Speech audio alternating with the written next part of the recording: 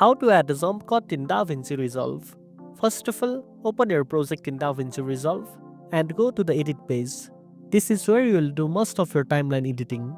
Find the clip you want to apply the jump cut to and place it on the timeline. Next, move the playhead to the point where you want the cut to happen. Use the blade tool by either clicking the razor icon or pressing B on your keyboard.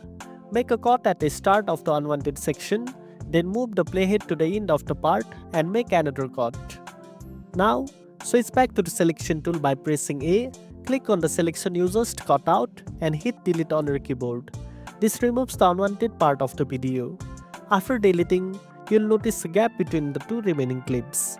To create a smooth jump cut, simply right-click on the empty space and choose Ripple Delete.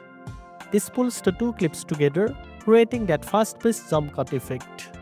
And that's it. Now you know how to add a jump cut in DaVinci Resolve. If you found this video helpful, don't forget to like, share and subscribe for more tech tips.